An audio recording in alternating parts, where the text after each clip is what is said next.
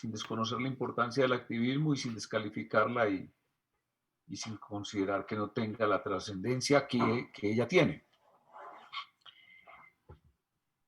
Un libro que poco circuló y que poco se habla, no sé si Alfonso lo conozca, se llama El fin de la inocencia. Oigan bien el título, El fin de la inocencia. Y el subtítulo que está en la propia carátula del libro, que lo pueden leer en PDF, lo encuentran ahí mismo, completico. Es decir, no, si está agotado, no hay problema para leerlo. Es Willy Münsterberg y la seducción de los intelectuales, libro de Koch.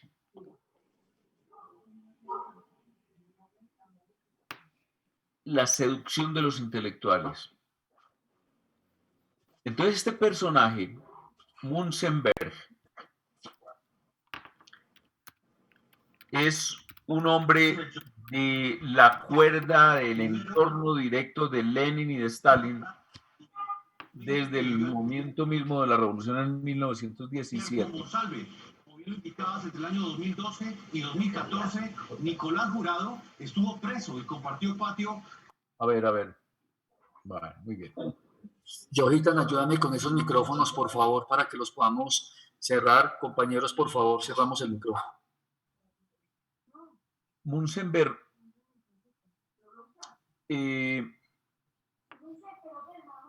tuvo un papel trascendental en un momento determinado de la política del comunismo internacional, en la década del 30, concretamente con el triunfo en Alemania del partido nazi, o el ascenso al poder en el año 33, recuerden ustedes, el ascenso al poder es paralelo entre Roosevelt en Estados Unidos y en 1933 en Alemania. Y el papel que tenía que desarrollar Münzenberg y que describe con mucho detalle el libro es el de la propaganda y sus lazos con el poder. Primero les debo aclarar que el libro no es de esos libros conspirativos que se inventa una teoría sobre un personaje de leyendas de la actividad conspirativa y el espionaje internacional. No, estamos hablando de que es un libro sumamente bien documentado y que está afirmadas todas sus afirmaciones en los archivos de la Unión Soviética abiertos a partir de 1991.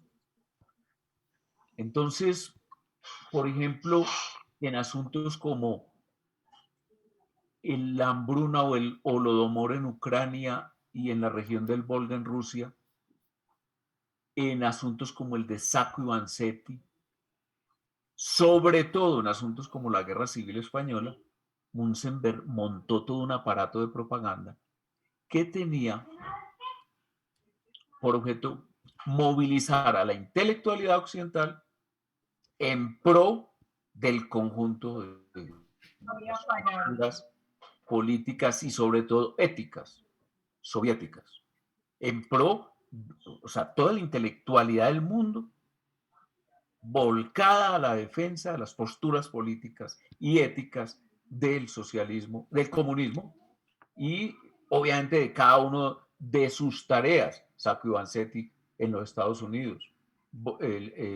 cubrir y ocultar el hambruna en Ucrania, la guerra civil en España y lograr un apoyo mundial hasta el punto incluso de que hubo miles de combatientes internacionales que se fueron a morir a España, a morir a Madrid, como diría el título de la película.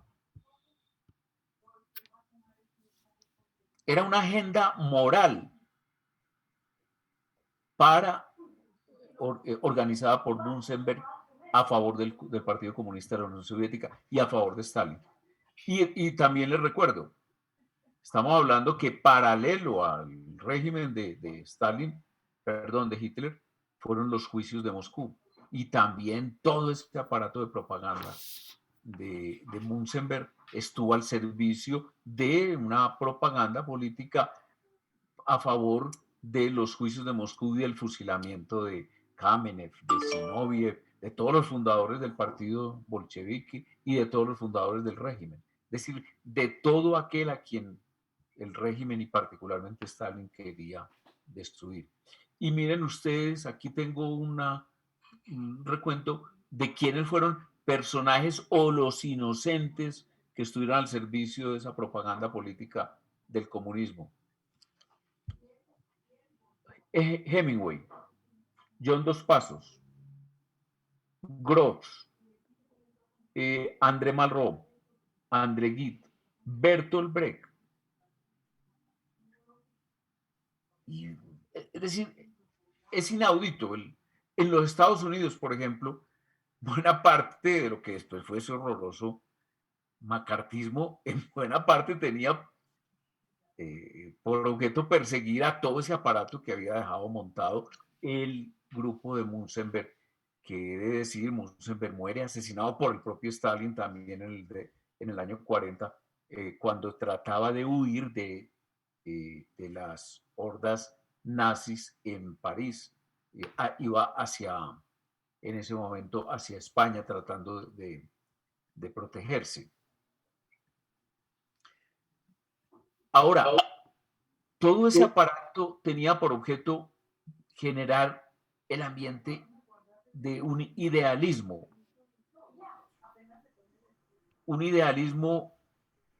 que era, dijéramos, la suma del bien puesta, entre otras cosas, en una causa que era muy justa, que era la causa de la lucha contra el fascismo, pero lucha contra el fascismo que se interrumpe por parte de la Unión Soviética durante todo el pacto que hizo con Stalin, entre Stalin y Hitler.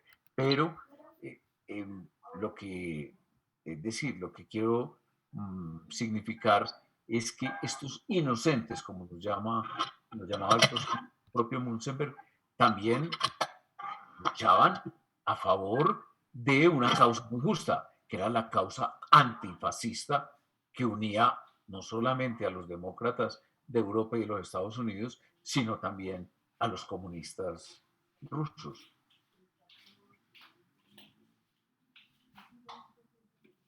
Dice el autor de este libro que Munzenberg proporcionó a dos generaciones de izquierdistas lo que él denomina el foro del bien. El foro del bien. Dice que acaso más que nadie en su tiempo desarrolló lo que podría considerarse la principal ilusión moral del siglo XX. La noción de que en esa época el principal escenario de la vida moral, era la política, y era la política de la Unión Soviética, y que organizó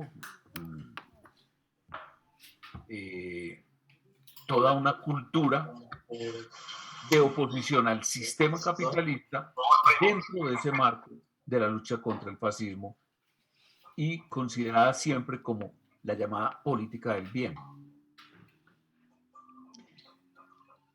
Traigo a colación este libro y este estado de cosas porque hoy en el escenario mundial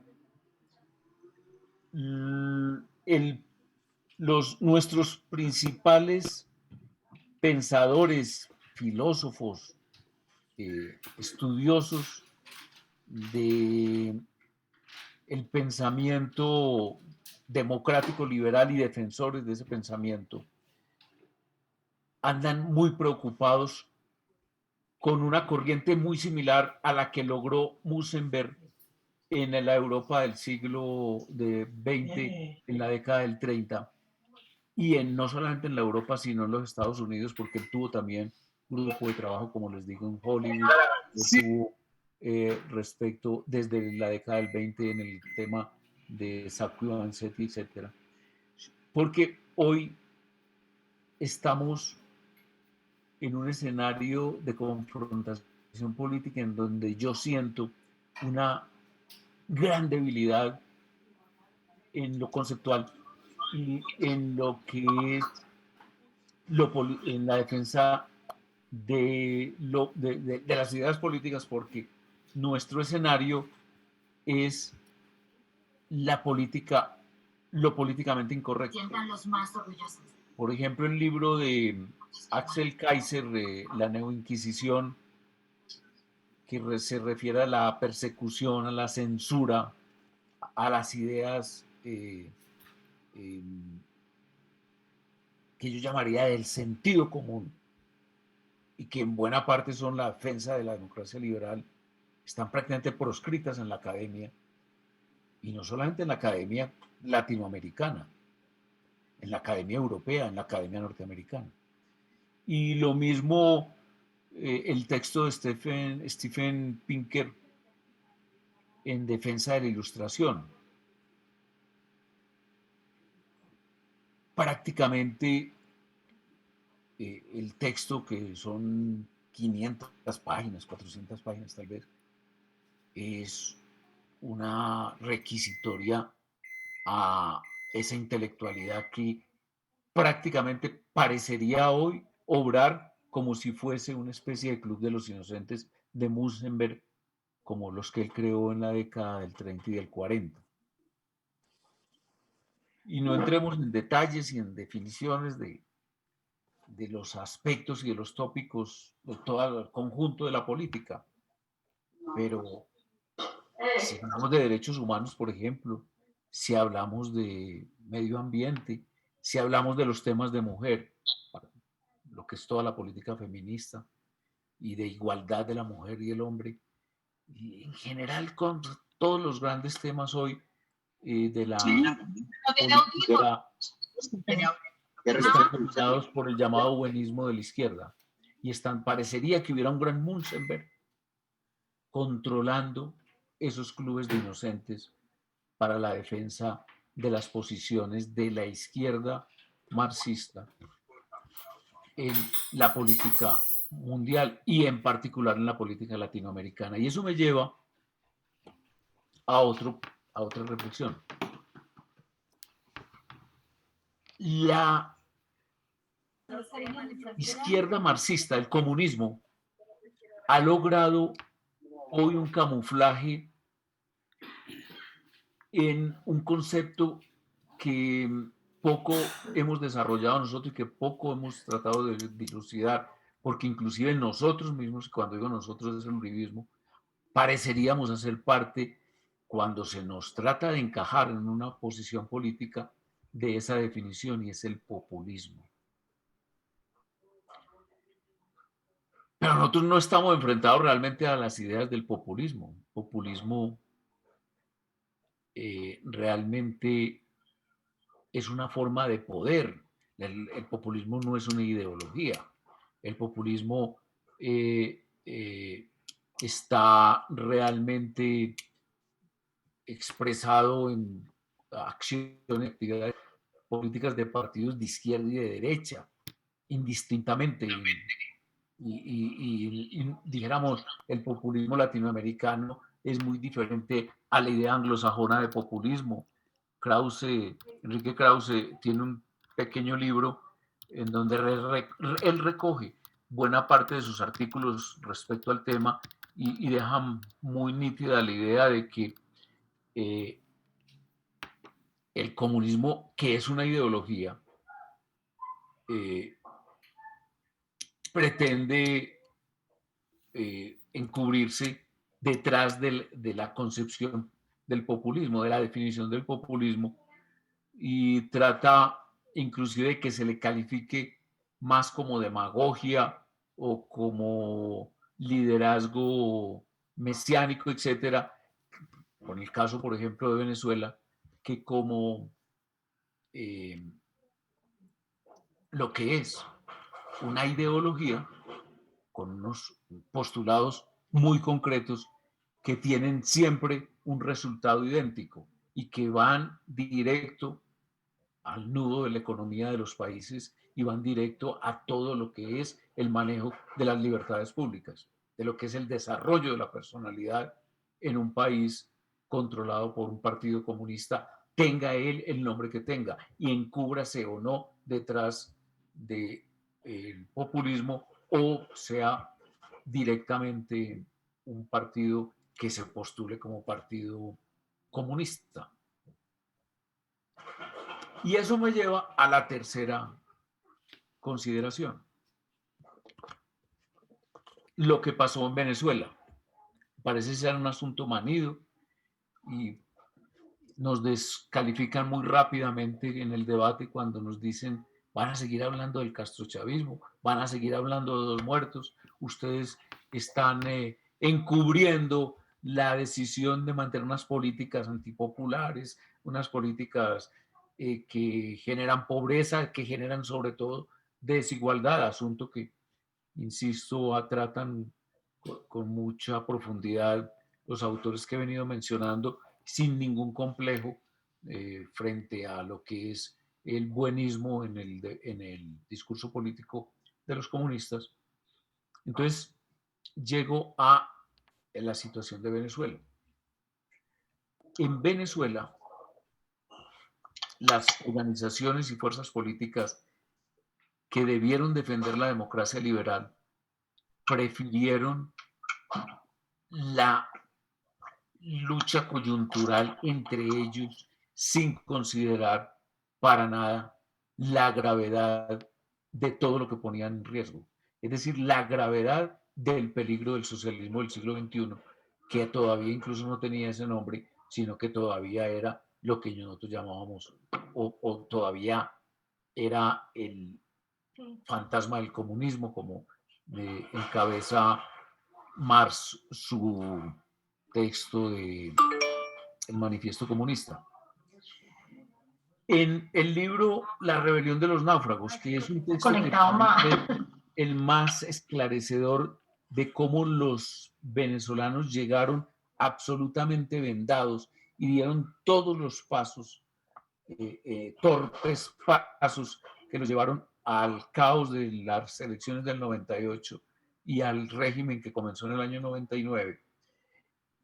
Moisés Naim dice una cosa, dice lo siguiente, que él observó cómo poco a poco, Moisés Naim era ministro del presidente Carlos Andrés Pérez, quien gobernaba de 1989 a 1992. Él fue objeto del primer intento de golpe marxista, que era el golpe de Estado que intentaron las organizaciones del movimiento bolivariano que encabezaba Chávez en el año 1992, y que luego tuvo un intento de repetición. Moisés Naim en el año 92, dice que en el año 92 perdió la esperanza cuando, dice, cuando vi la convergencia de fuerzas de todo tipo que estaban dispuestas a tumbar a Pérez, al presidente Carlos Andrés Pérez. Es decir, la coyuntura en Venezuela era el derrocamiento de Pérez. La coyuntura en Colombia hoy es, por ejemplo, las masacres. Es, por ejemplo, la sentencia que es simplemente una apariencia de sentencia, es una consigna política de la Corte Suprema de Justicia de maniatar completamente, de neutralizar la fuerza pública en el desarrollo de las campañas en contra del régimen del presidente Duque y por su derrocamiento. Y con una política, maniatar, amordazar y maniatar a la fuerza pública, exigiéndole, por ejemplo, que pida perdón, pero además exigiéndole al gobierno del presidente Duque y a su ministro que prácticamente las lleve a los cuarteles y que no las vuelva a usar. Y si las use prácticamente como si se tratase de una, no de una reprimir una campaña en contra de, no de rebelión, pero sí de sedición completamente sediciosa para liquidar el régimen democrático y dejar lo tan maltrecho que en las elecciones del 92, del 2022, perdón, se ha reemplazado por el partido de las FARC, de Petro y del ELN, sino que también entonces es un manifiesto llamado decisión de tutela que pretende que el gobierno prácticamente actúe sus fuerzas armadas o su fuerza de policía, digo, como si fuera un equipo en una contienda amistosa con otra fuerza igualmente democrática que se parece a un equipo de rugby, que es un deporte de fuerza, pero es un deporte de lealtad. Y entonces, casi que propone que después de las manifestaciones, tanto la fuerza pública como los manifestantes se reúnan a hacer consideraciones de cómo estuvo el partido y cómo se manejaron cada uno de los líderes y que por lo tanto prácticamente el, la fuerza pública que absolutamente masculada pierda su carácter sustancial dentro de la propia Constitución, que es el proteger la vida, la honra, los bienes de los ciudadanos y se convierta prácticamente en un observador pasivo de la acción de derrocamiento del régimen democrático o por lo menos de su debilitarlo de tal manera que en el 22 el tránsito a una eh, etapa primera del socialismo del siglo XXI sea recibida incluso hasta con cierta tranquilidad y con expresiones de alegría por parte de la ciudadanía. Dice Moisés Naim lo siguiente: yo perdí la esperanza cuando vi la convergencia de fuerzas de todo tipo que estaban dispuestas a tumbar a Pérez. Estamos hablando del año 1992. Realmente me sorprendió mucho ver a gente muy inteligente, gente decente que contribuyó a eso, gente que hoy en día está o debe estar profundamente arrepentida.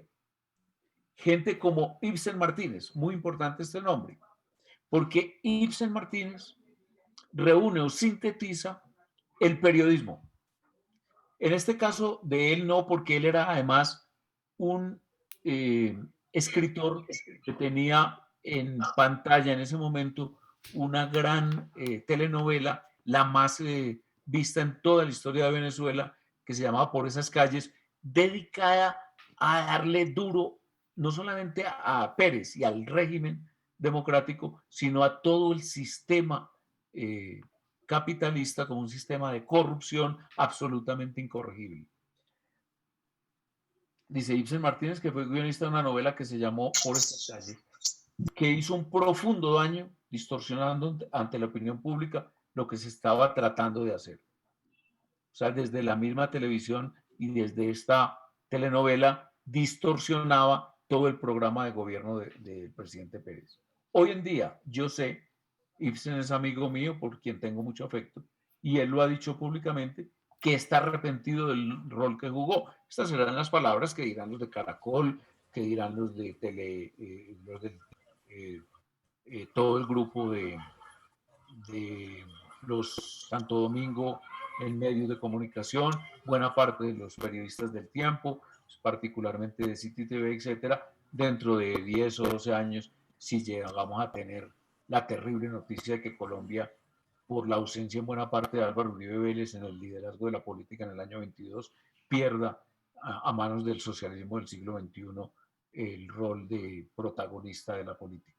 Líderes como Rafael Caldera, oigan ustedes, Ramón Escobar Salón, Marcel Garnier, Óscar García Mendoza, Teodoro Pekov, el grupo de los notables, los periodistas, los dueños de los medios de comunicación, la mayoría de los políticos y muchos empresarios, en fin, debe haber una larga lista de gente que por acción o omisión contribuyó a una situación que terminó tumbando a Pérez. Cuando yo digo aquí tumbando a Pérez, yo lo asimilo a la idea que hoy hay evidente, por lo menos en las Cortes, y en alguna parte importante, todo ese equipo de medios de comunicación del grupo Santo Domingo y otros, de derrocar al presidente Duque o de desestabilizarlo hasta tal punto que prácticamente se quede completamente inmovilizado en estos dos años de gobierno y sea simplemente un gobierno de transición hacia un gobierno del socialismo del siglo XXI encabezado por Petro o por Fajardo. Todo el mundo se abalanzó en su contra y por supuesto que Pérez cometió errores y nosotros cometimos numerosos errores, pero fueron errores que los líderes de entonces se los cobraron demasiado caro. Inclusive en este mismo libro hay una frase que recuerdo muy bien, me dejó muy marcado, y es que Carlos Andrés Pérez sale, como ustedes recordarán, derrocado por la Corte Suprema de Justicia. Derrocado es la palabra. No preso, sino derrocado. Y no tanto por la Corte, sino por las investigaciones de la Corte, pero por el Congreso de la República, y se ve obligado a renunciar. Y él le comenta a la autora que él nunca pensó que llegara a ocurrir eso. Nunca llegó y nunca pensó que las circunstancias que se habían estado creando por la división de los partidos de la democracia liberal en Venezuela y por la acción de este movimiento revolucionario subterráneo que corría en todas las instancias de la sociedad venezolana, llegasen al poder y llegasen al poder a través de maniobras como la que le estaba comentando, su propia salida del gobierno de esa manera tan terrible y accidentada. Entonces, digo todo esto y remato con la sentencia de ayer de la Corte, de antier, de la Corte Suprema de Justicia, porque nosotros estamos viviendo circunstancias relativamente parecidas. A nosotros nos toca convivir en el Congreso de la República con en el Senado, por ejemplo, concretamente, en el caso nuestro, con 5 miembros de la FARC que no han mostrado ningún arrepentimiento y que al contrario, evidentemente por todo su lenguaje, miren las últimas declaraciones, en todos los sentidos, frente a Álvaro Uribe Vélez, frente al aprisionamiento de Álvaro Uribe Vélez, a quien evidentemente la estrategia del Partido Comunista y de todas sus fuerzas, del ELN y del sector que pretende la instauración del socialismo del siglo XXI, quiere sacar de la política del año 22 para lograr su propósito por fin. Nosotros en el Congreso, con la bancada de 5 senadores elegidos, entre comillas, con 120.000 votos por ellos y uno por el Partido Polo Democrático, pero que realmente hace parte de la bancada de las FARC, otros que tienen una denuncia formal, llena de pruebas de pertenencia a la directiva central del ELN, miembros del Senado de la República, otros como lo que ustedes conocen, toda la trayectoria política de el señor Petro y sus expresiones últimas permanentemente desde su actual foro de excitación y de exaltación de la violencia que es la cuenta de la red social Twitter. Todos estos grupos evidentemente están en un propósito de dar el zarpazo en el año 22, si es que no se dan circunstancias que yo sinceramente no las observo, pero que podrían darse, de que se anticipe a través de medios o de acceso por las vías de hecho, por golpes que no estoy sintiendo como posibles, pero sí que están creando todo el ambiente para su zarpazo en el 22. Y lo digo entonces porque en ese escenario del Senado de la República yo observo que todo está dado para ese zarpazo. Y ese zarpazo no tiene sino un posible punto de intención, que es el presidente Álvaro Uribe Vélez, su libertad, su liderazgo, su presencia directa al frente de las fuerzas de la democracia, defendiéndolas e impidiendo el triunfo de este sector por la vía electoral directa y impidiendo que mecanismos como el de la sentencia de Antier hagan imposible la defensa de todo el conjunto de instituciones que hoy nosotros llamamos democracia o democrático ¿Está liberal hablando este señor? y que están al servicio del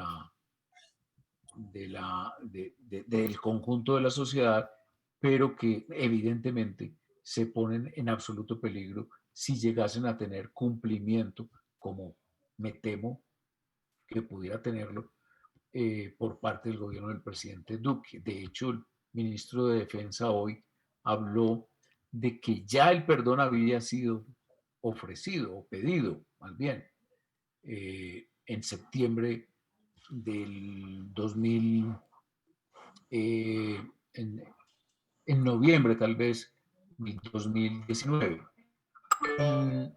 Yo creo que eso es una defección grande. Si eso, si esa actitud del gobierno del presidente Duque va a ser la actitud frente a semejante ataque a la institucionalidad y a la constitución política del país.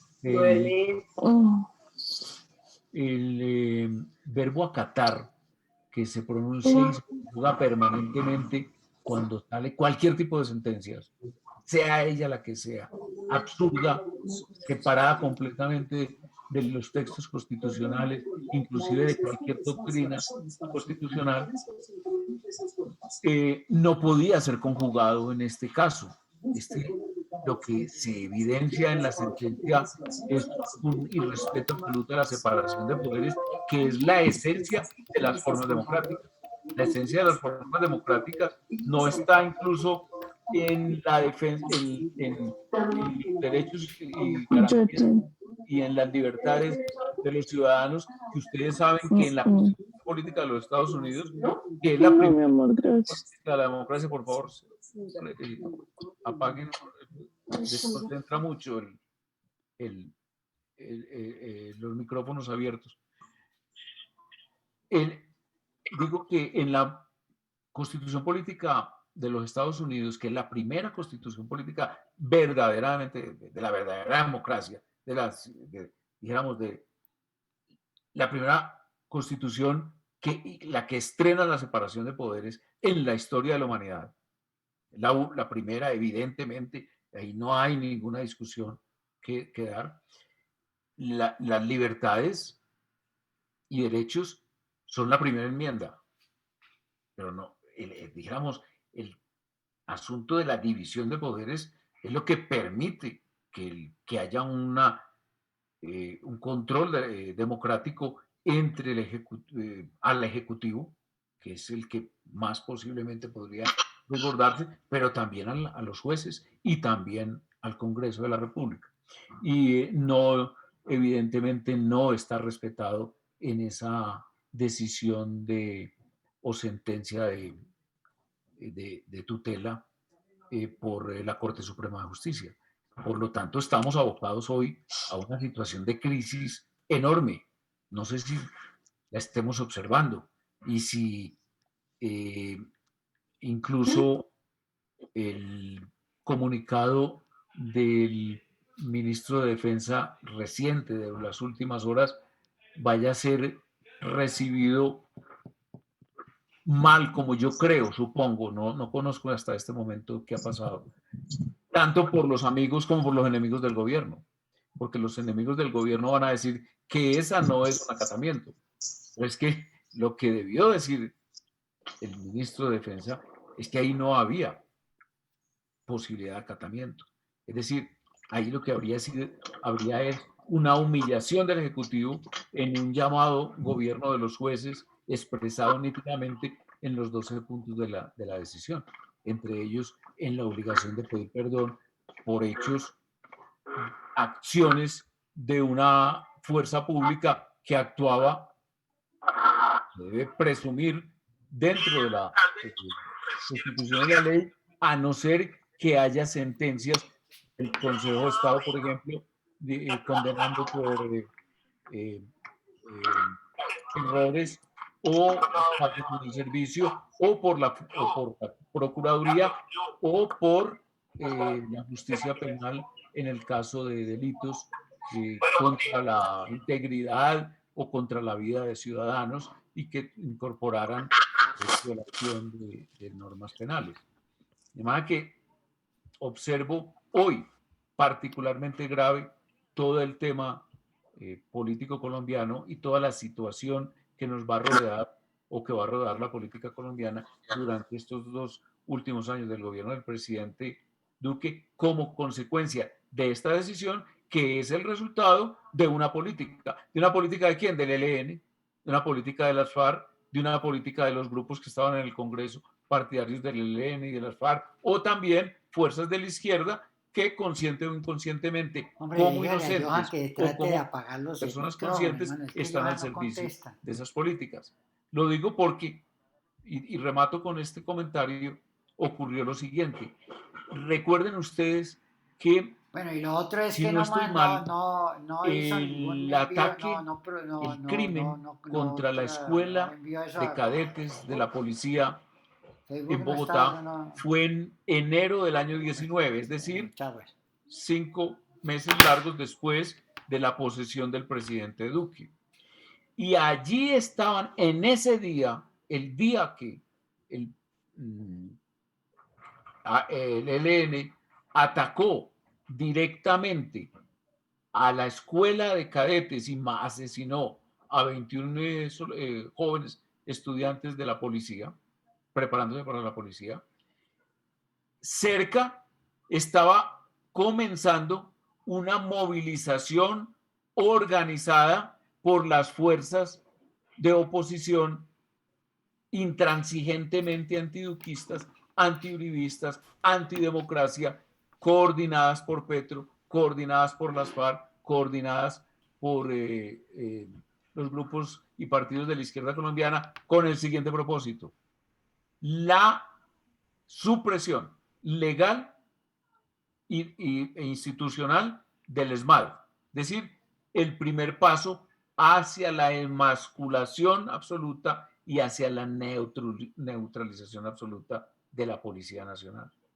Y eso va unido también a que estas mismas fuerzas, con abogados de los colectivos, con una organización internacional poderosísima, financiada como se está demostrando hace poco con los 2 y pico millones de dólares que envió Soros a UPRIMI y su organización, no sé qué, de la justicia en Colombia, están también impidiendo desde el año 2012 que se dé cualquier paso en la fumigación de las plantas de coca, que son la fuente de financiación de las organizaciones que tienen a la policía como la tienen. Es decir, que mantienen al ELN, que mantienen a las llamadas disidencias de las FARC, las FARC activas o las FARC movilizadas en armas, y que mantienen mucha parte de la publicidad, de la propaganda y de la movilización, como lo acaba de aceptar el propio ELN cuando dice que ella es la que programó, esa organización, el ELN, programó la destrucción de los CAI en Bogotá y todas las movilizaciones en contra del presidente Duque y contra la policía en las últimas semanas. en todas las ciudades, en las principales ciudades del país. Que entonces ese es como el escenario que yo observo y lo que genera una, después del diagnóstico y apreciación, una evidente salida única. La conciencia de ese hecho y la necesidad de la unidad política de la democracia liberal en la defensa de esa democracia y en la posibilidad de impedir el fenómeno que ya conocemos en Venezuela y cuyo espejo quiere ser Colombia a través del liderazgo de las FARC, el ELN y los grupos que lo apoyan en la política electoral colombiana. Carlos, eso es como lo que podría yo entonces. Se me fue un poco, se me alargó el tiempo, pero bueno, podríamos. No, señor, ¿qué tal, doctor? Muchísimas gracias porque ha sido muy importante. Bien, doctor Nicolás Echavarría, no lo veo acá pronto, pero doctor Nicolás Echavarría y al doctor profesor Monsalve, pero el doctor Nicolás Echavarría hacer una intervención corta, por favor. Está bien, doctor. Gracias, muchas gracias. José, primero un saludo muy especial a usted y a todos los asistentes. Muchas gracias por invitarme a esta interesante reunión y una reunión que se debe hacer muchas veces, no solo los que estamos aquí presentes, sino que ojalá se hagan todos los municipios del país, porque la situación, la verdad, es muy, muy preocupante. Yo creo que lo que tú has planteado de que estamos en el mismo camino de Venezuela es completamente verdad. Mucha gente de forma, digamos, agresiva, ridícula, hace el ridículo cada vez que nosotros decimos que vamos hacia un castrochavismo, pero la verdad es que vamos hacia allá. Eso es claro. Las citas de Moisés son muy, muy importantes, las que tú dices de Naim. Y la verdad es que yo pienso lo siguiente. Primero, me preocupa mucho que veo mucha debilidad en los sindicatos, en los gremios, en los políticos, o sea, en las entidades que deben tener un liderazgo en Colombia. Los veo muy débiles a todos. Y me parece que de alguna forma, tanto los gremios, los sindicatos, los congresistas, los funcionarios públicos han perdido mucha credibilidad en Colombia. Y yo veo una ciudadanía que no es consciente realmente de lo que está ocurriendo. Y eso se presenta al mismo tiempo de esta crisis tan grande que tiene el país con lo del COVID. Porque es que el problema del COVID es que la población se ha empobrecido enormemente. El desempleo pasó del 10 al 22 o 25% y el desempleo de los jóvenes está en el 30%. Entonces todo eso nos crea un caldo de cultivo enorme para que un señor que está desempleado, que su familia tiene hambre, que no cree en los partidos políticos, que no cree en los congresistas, que no cree en los gremios, que no cree en el sector privado, le dan una oferta de que le van a dar un subsidio y que le van a dar un ingreso y que le van a dar un empleo y que le prometen de todo, pues sale y vota por ese señor. Y ese señor espera, sencillamente. Y yo creo que estamos en esa coyuntura y yo pienso lo siguiente. Yo creo que lo que tenemos que hacer hoy es acudir a la ciudadanía en todo el país, no como representantes de partidos, no como representantes del Congreso, no como representantes de los sindicatos, no, como ciudadanos. Tenemos que acudir a toda la ciudadanía y decirle, señores, miren el espejo de Nicaragua, de Venezuela, y no solo eso, es que miren la crisis en Argentina por el mal gobierno que tienen. Y acudamos a todo el mundo, tenemos hasta el 22, para que haya una conciencia de que lo que tenemos hay que defenderlo. Y no es defendiendo las grandes empresas, es defendiendo el zapatero que tiene su taller, es defendiendo al pequeño comerciante que con mucho orgullo tiene un almacén surtido y emplea a 2 personas. Que todo eso se perdió en Venezuela. Y en Nicaragua hay hoy una dictadura peor que la de Somoza. Y en Argentina hoy ese país está desbaratándose a pesar de la riqueza que tiene. Entonces yo creo que nosotros todos, como los 99 que estamos aquí presentes, nos tenemos que salir a mover y a concientizar a toda la población de lo que va a pasar aquí. Porque es una desgracia. Y lo dijo Álvaro Uribe, le dijo, yo sabía que estaba atacando unas fuerzas oscuras y las estoy pagando. Álvaro Uribe derrotó toda la clase política tradicional de Bogotá, a los Santos, a los Pastrana, a los Samper, a todos los derrotó. Derrotó toda la izquierda en el tema político y en el tema militar. Se le enfrentó en América Latina a toda esa jauría de izquierdistas que había en el momento de él, teniendo un gobierno sumamente exitoso, con crecimiento económico, con rebaja de la pobreza, con un respeto de todos los países desarrollados frente a Colombia. Entonces, en este momento que Uribe nos lo tienen en una situación tan difícil, yo sí creo que tenemos que hacer todos es despertar a la ciudadanía, ir a las oficinas, a la familia, a los amigos, a los empleados, a los vecinos, y poco a poco hacer una labor de explicar lo que está pasando. Usted, José Obdulio, es una persona que tiene el tema muy claro y es muy importante que siga haciendo este tipo de conferencias, no solo con los que de alguna forma simpatizamos con usted, sino que hay que bregar a abrir este escenario para explicarle a la gente lo que está pasando.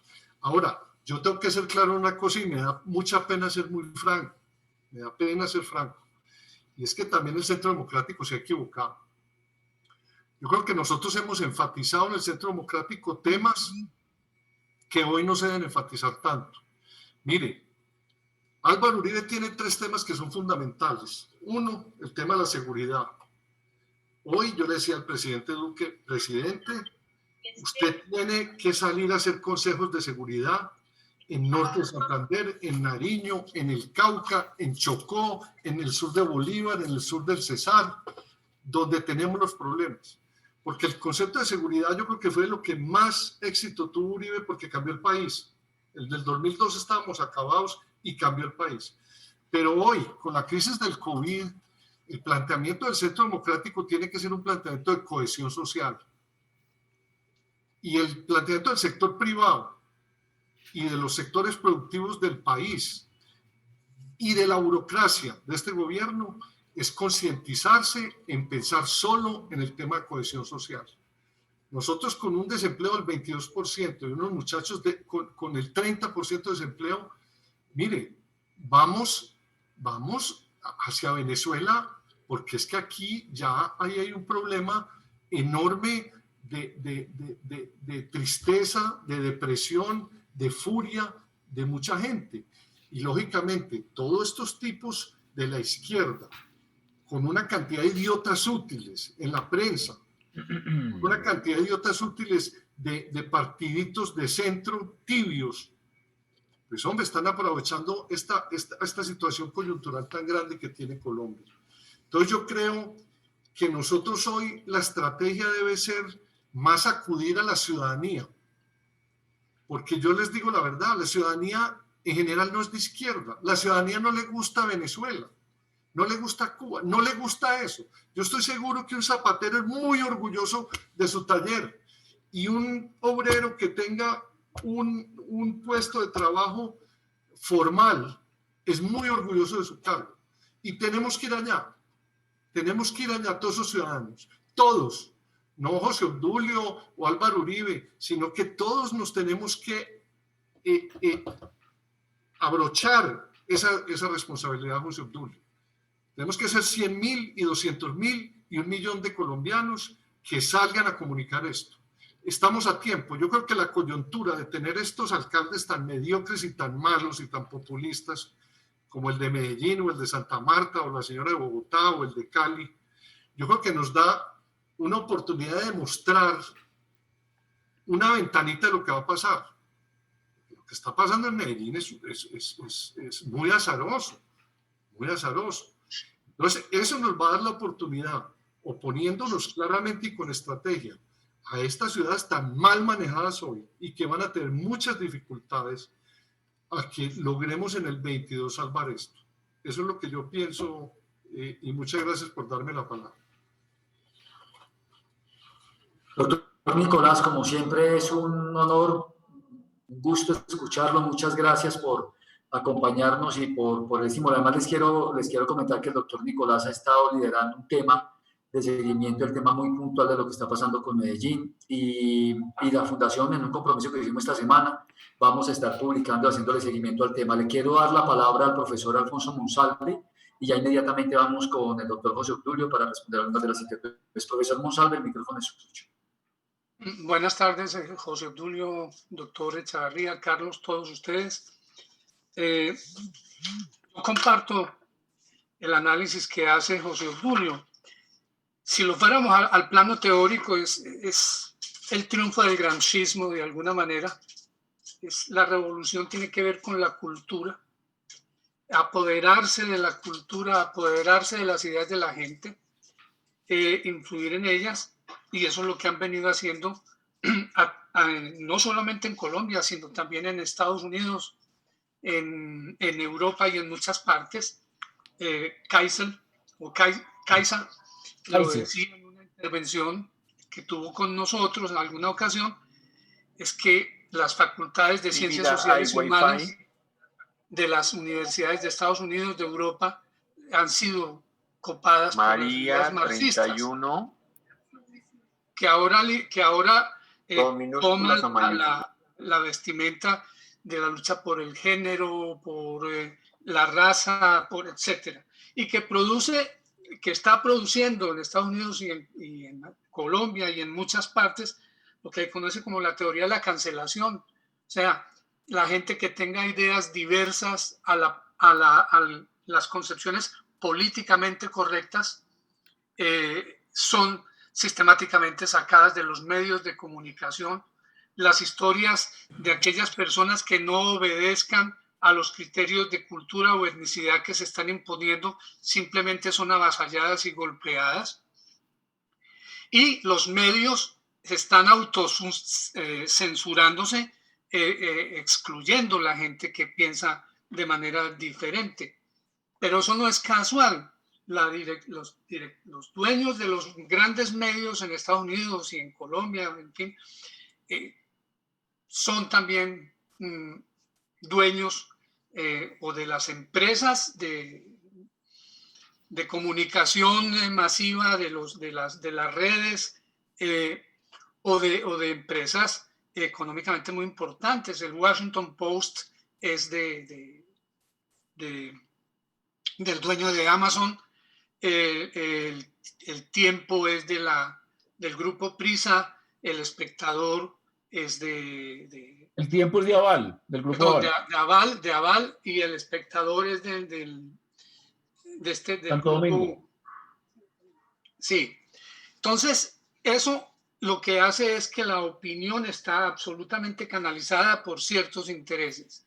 Pero yo lo que diría es que el fin de la inocencia con la llegada de las redes se masificó, porque es que ya los inocentes no son solo los intelectuales que le sirven con rodilleras a las ideas de extrema izquierda. Es que el control que están haciendo de las redes los grupos de extrema izquierda, además apoyados por los dueños de las redes que están censurando a aquellos que divergen, están convirtiendo a nuestra muchachada en idiotas útiles, a mi manera de ver. Mucha de la gente que participa en las movilizaciones son extremistas manejados por los grupos que ya se mencionaron, pero otros creen jóvenes que están ayudándole al país a resolver sus problemas centrales. Y la lucha en las redes la tenemos perdida en este momento. La lucha por la opinión de los jóvenes la tenemos perdida.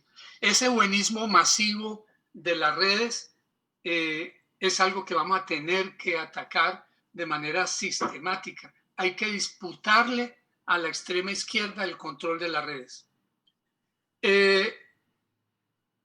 Yo creo que en el diagnóstico que se hizo tendríamos que hacer 4 o 5 cosas si queremos superar esto y impedir que el país termine en manos de la extrema izquierda en el 2022 o antes, si las circunstancias se los permiten, en una pelea bastante dura, porque tenemos un Estado democrático, pero un sector de ese Estado democrático está en manos, un poder de ese sistema democrático que es el Poder Judicial, y ya estamos viendo los alcances que ese poder tiene, está en manos de la extrema izquierda, que está haciendo todo lo posible, como ya se señaló, para acallar a los que defienden las ideas liberales y preparar el camino al socialismo. Entonces, yo pensaría que, me pareció ver en la exposición de José Obdulio una cierta pregunta acerca de cómo estaba el gobierno enfrentando esta andanada. Yo puedo estar equivocado, pero creo que aunque el gobierno ha venido haciendo algunas cosas importantes, Duque lo ha hablado en Naciones Unidas, sus intervenciones han sido, ante la opinión pública colombiana, han sido relativamente contundentes. Asuntos como el de la petición de perdón y todas las medidas que humillan a la policía y que le quitan los dientes, son cosas que hay que resolver con mayor fuerza. El Estado colombiano debería atacar ese problema con mayor fuerza. Debería, por ejemplo, en la medida en lo que sea posible, precipitar la fumigación para atacar masivamente los narcocultivos y quitarle la financiación. Y debería tener una política, no sé cómo, yo no soy economista, pero o sea, el Estado colombiano tiene que, de alguna manera, tener unas fuerzas armadas disuasivas, relativamente disuasivas, que no dependan exclusivamente del apoyo de los Estados Unidos, que podría muy pronto torcerse. Podría muy pronto cambiar de color y quedaríamos nosotros colgados de la brocha, sometidos a un gobierno que está armado hasta los dientes, que no le importa sacrificar a su pueblo con tal de ganarse un punto militar con nosotros. Y un conflicto en este momento, pues solo beneficiaría. Si no estamos suficientemente preparados para responderlo como es, pues solo va a funcionar, a beneficiar a esas fuerzas que entendemos claramente que tienen a Colombia como un objetivo estratégico inmediato en la lucha por consolidar esas ideas del castrochavismo o del socialismo del siglo XXI.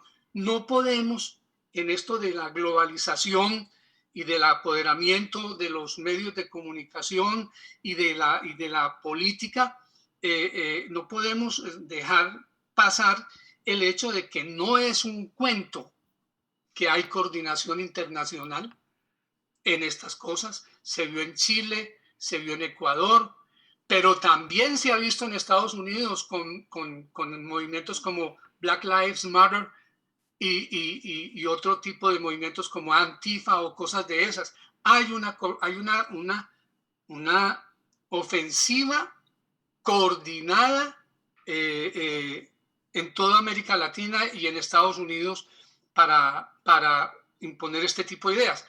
Yo no soy partidario de las teorías de la conspiración. Podría pensarse que estoy diciendo que es que hay una conspiración porque soy partidario de las teorías. No, yo creo que hay una conspiración porque los hechos la están verificando. De manera que a nosotros, además de lo que el gobierno está haciendo, que habría que exigirle en esos dos dos puntos, y en otro que toca el doctor Nicolás, que tiene que ver con la política social. El presidente Duque ha presentado planes, pero eso no está socializado. Ahí vamos a tener una batalla importante.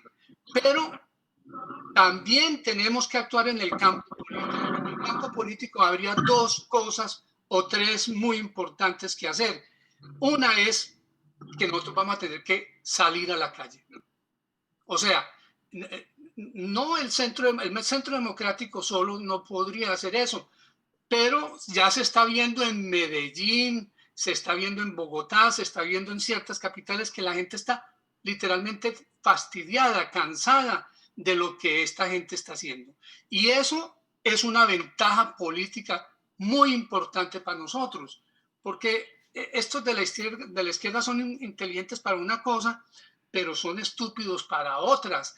Ellos piensan que mantener el ritmo de la violencia social va a doblegar a los colombianos. Puede que doblegue el espíritu de algunos elementos del gobierno, pero lo que nos enseña la experiencia en este país es que la gente, cuando se ve acosada y arrinconada por estos fascinerosos, por estos vándalos, lo que hace es que se defiende masivamente, pacíficamente en las calles, etcétera. De manera que habría que promover de una manera sistemática lo que yo he llamado la resistencia ciudadana enmarcada en el Estado de Derecho contra la resistencia civil subversiva que se está impulsando desde afuera. Y creo que, ya lo mencioné, no lo podemos hacer solos. Al 2022 no podemos llegar solos como una fuerza que se va a enfrentar a coaliciones que, si llegamos solos, no vamos a alcanzar a llegar a la segunda vuelta. Corremos el riesgo de perder la segunda vuelta si no buscamos alianzas. Yo sé que es muy complejo. José Obdulio, que está en el Senado y que conoce la política 200.000 veces mejor que yo, sabe que hay ciertas personas con las que uno le produce vómito hablar, pero a veces hay que vomitar y seguir hablando, porque de lo que se trata es de resolver la situación a la democracia liberal en Colombia, y eso implica llegar con una fuerza bastante importante que por lo menos llegue a la segunda vuelta y tenga la capacidad de ganar en la primera vuelta. Y pues eso es básicamente lo que yo tendría que hacer o que decir, pero seguramente que se me escapan muchas cosas dentro de las que había pensado plantearles, pero los dejo ahí para que otros también puedan hablar. Mil gracias. Muchas gracias, profesor Monsalve. Ya tuvimos la intervención magistral del doctor José Obdulio y las intervenciones académicas de Nicolás Echavarría y del profesor Alfonso Monsalve. Le voy a dar la palabra al doctor José Obdulio, muy corto, pero más para una reflexión o para preguntas. Por favor, se preparan Damián, Daniel, Serrano y Jorge. Perdón, Susana me ha pedido la palabra, pero sí quiero pedirles el favor porque tengo tiempo limitado con el doctor José Obdulio, que tiene que ausentarse ahora, pero sí les pido el favor que sea muy puntual. Damián tiene la palabra. Voy a pasar por la vergüenza en un momento determinado de cortarlos después de esos máximos 2 minutos. Yo creo que es que en minuto y 2 minutos podemos expresar nuestro punto de vista. Se prepara Daniel, luego Jorge, y ahí sigo aquí con la lista que ustedes me pasaron y le doy la palabra posterior de esas 3 intervenciones o 2 intervenciones al doctor José Obdulio para una reflexión final, y espero ustedes nos entiendan que ahí sería ya para hacer un cierre y ya poder clausurar la sesión del día de hoy. Damián tiene la palabra, por favor, muy claros, muy concisos, muy... Gracias, Carlos. Con las buenas noches para el doctor José Obdulio, el doctor Nicolás. Acá hay un tema muy importante, y es que necesitamos mostrar lo grave de los hechos que están sucediendo en Medellín, en Bogotá, en Cali. Esto hay que mostrar la situación. Sé cómo es posible que el ELN tenga infiltradas las marchas, que ya dejaron de ser unas marchas, que ya se volvieron en hechos sistemáticos de ataque contra la fuerza pública. ¿Cómo es posible que los magistrados le corten las alas a la policía y la ciudadanía no haga nada? ¿Cómo es posible que hoy se esté dudando si el papel correcto es de estas personas que están saliendo a hacer actos vandálicos y no si el papel correcto es de la policía, que es la que nos defiende a nosotros en todo momento? Estamos perdiendo la institucionalidad y después de que perdamos la institucionalidad no vamos a tener mucho que hacer. Necesitamos hoy hacerle entender al ciudadano que lo que está sucediendo es sumamente grave y necesitamos hacerle entender a los jóvenes que verdaderamente esta situación se nos va a volver como Venezuela, sin hablar tanto la palabra Venezuela, porque ya no la estigmatizaron. Tenemos que mostrarles el mensaje, pero tenemos que cambiar la forma como llegamos. Y para finalizar, no olvidemos que hoy todavía nuestro presidente Álvaro Uribe Vélez sigue secuestrado. Gracias, Carlos. Muchas gracias, Damián, por tu intervención. Aquí atenta nota y seguimos avanzando. Escuchemos a Daniel Serrano, por favor. Daniel, por favor. Buenas noches, doctor José Obdulio. Buenas noches, caballeros. Bueno, yo no quiero ahondar sobre los puntos que ya fueron tratados con amplitud por parte del doctor José Obdulio, por parte del doctor Nicolás, por parte del doctor Alfonso. Ya como el doctor José Obdulio nos recomendó un libro, yo les quiero recomendar un documental que acaba de salir en Netflix, que tiene que ver con el dilema de las redes sociales. Es un tema bastante importante que podamos encontrar en ese documental, el poder que ejercen y la adicción que generan las redes sociales y cómo están siendo utilizadas las bases de datos de estas redes para hacer campañas, para hacer desestabilización a nivel de cualquier país, y en eso pues estamos nosotros, que es lo que se ha venido debatiendo. Eso es muy importante porque él lo señalaba el doctor Nicolás cuando mencionaba los idiotas útiles, y básicamente a través de las redes sociales se están estructurando unas estrategias de mayor penetración en lo que tiene que ver con el adoctrinamiento de parte de la extrema izquierda. Ya lo veíamos que de un día para otro vandalizaron más de 70 CAIs. Eso no es un tema que se logra por inercia, sino se logra por una estrategia coordinada y claramente perpetuada por gente que sabe utilizar estas herramientas en favor de su causa, y por ende nosotros no podemos estar ajenos a esa situación, y eso era una de las cosas que quería precisar. Muchas gracias. Muchas gracias, Daniel. Le doy la palabra de nuevo al doctor José Obdulio y vamos con dos personas más. Doctor José Obdulio, no sé si frente a lo que han planteado nuestros expositores y los compañeros que están en el foro, por favor, una reflexión. Sí, me parece que estamos en la misma línea. Es una situación sumamente delicada. Estamos ante la posibilidad de que los inocentes unidos como una fuerza importante dentro de la academia y dentro de los medios logren hacer la tarea que los que verdaderamente dirigen la acción, que es el ascenso al poder del socialismo del siglo XXI, tengan éxito en el año 22 o lo tengan por otras vías, que es también una de las posibilidades.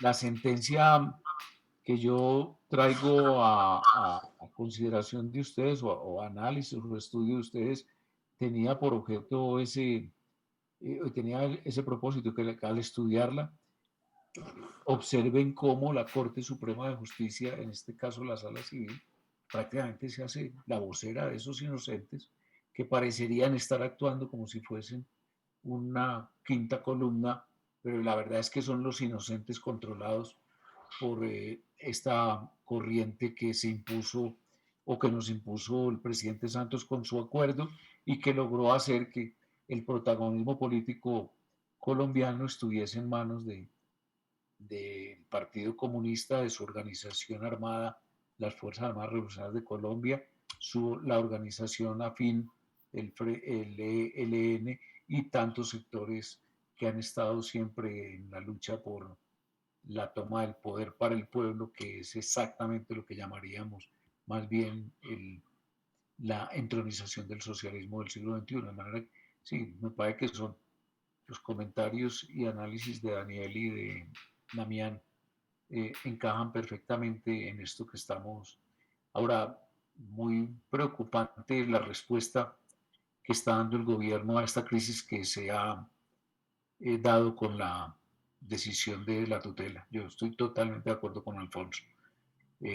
No entiendo muy bien si es una estrategia bien calculada y además dentro de los principios, porque es que recordemos pues ese famoso juego de palabras, aparente juego de palabras de Churchill con los principios, los partidos y el poder.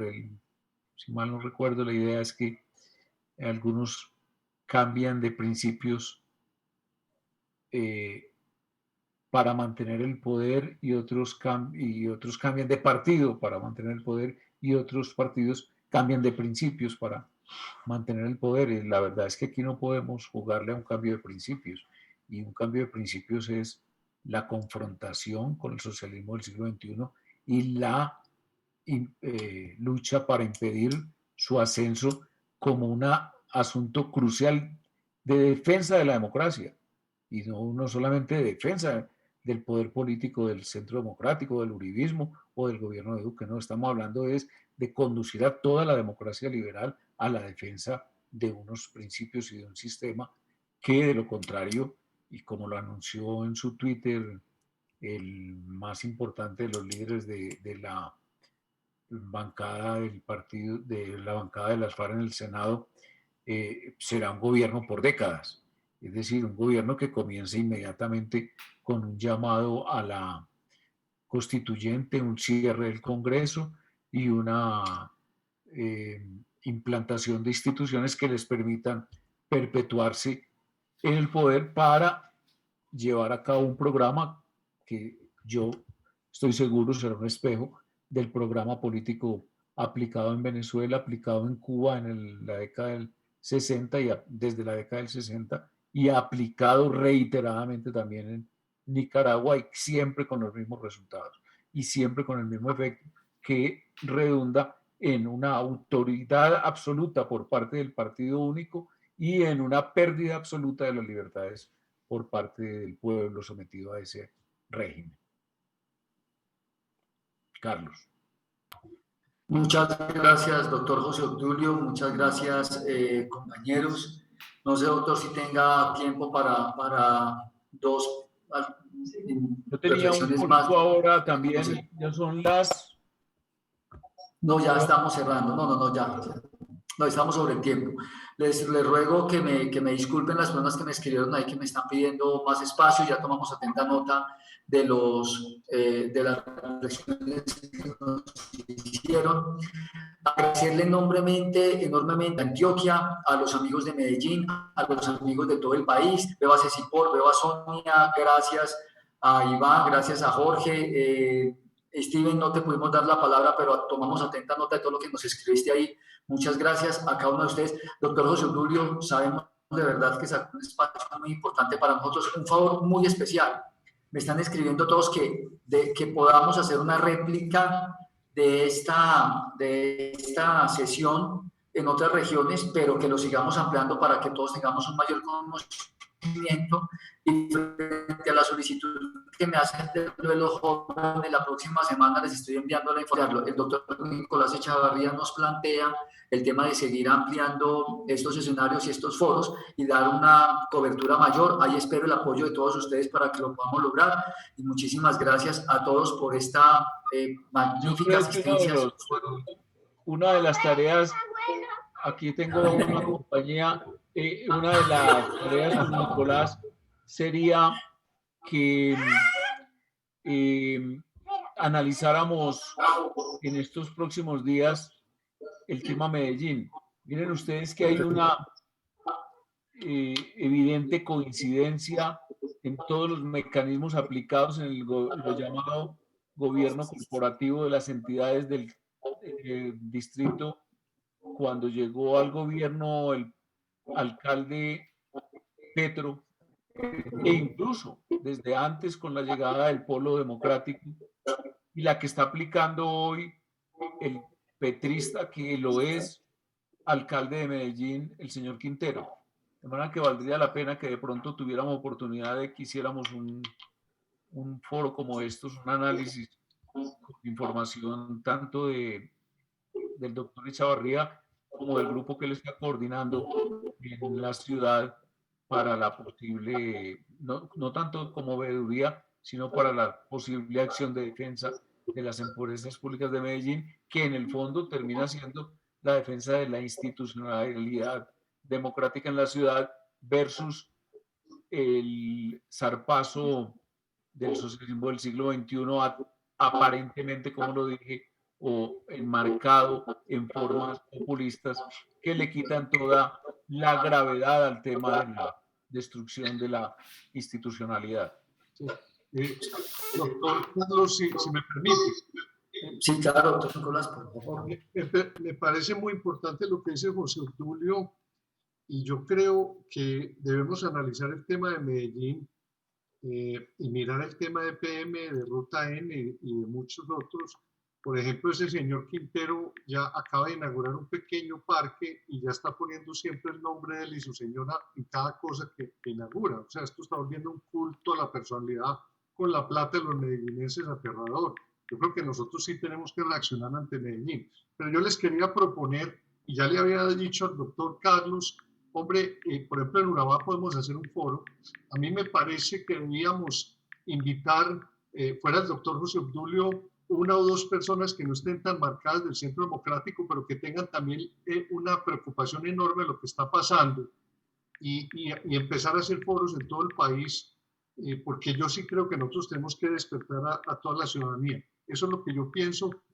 Sí le quiero dar el especial agradecimiento al doctor Carlos Sierra y a Paulina Macana que me invitaron. La verdad, la labor que están haciendo es excelente. Yo les agradezco inmensamente y espero que me tengan en cuenta para el futuro porque me interesa mucho participar. Muchas gracias. Muchas gracias, doctor Nicolás. De esta casa ya solamente lo que tenemos que hacer es que coordinemos la fecha.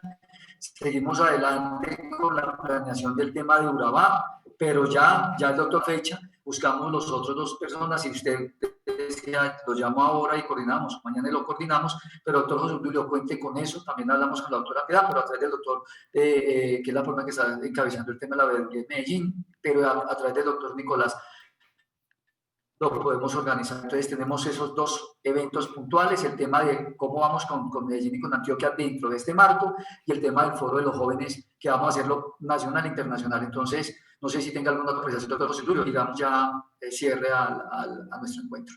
No, simplemente repito, Musenberg y la seducción de los intelectuales, es el fin de la inocencia y en Colombia se está produciendo el hecho. Hoy por hoy nosotros creo que estamos en una situación de debilidad frente a todo el sector de la academia, el sector de los medios de comunicación, y todo eso puede desembocar si no actuamos en un gobierno en el año 22 del socialismo del siglo XXI. Gracias. Muchas gracias, doctor. Y una Muchas gracias a todos. Muchas gracias, Dios los bendiga, quedamos muy atentos y esperamos poder responder a cada una de sus apreciaciones. Una feliz noche, Dios los bendiga y un feliz fin de semana. Enviamos la invitación por este medio para el foro de la próxima semana y tenemos invitado internacional la próxima semana desde México. Entonces quiero saludarlos y agradecerles. Dios los bendiga y hasta luego. Johan, gracias por todo el apoyo técnico. Gracias, Carlos, y todos muy amables. Dios los bendiga. Carlos, dejaste con la... Gracias. Buenas noches a todos. Chao. También la carga de vapor que va saliendo. Muchas gracias. La temperatura del vapor, del gas caliente que está arriba también. Muchas gracias a todos. Feliz noche. Muchas gracias. Feliz noche. Contra la energía eléctrica que produce.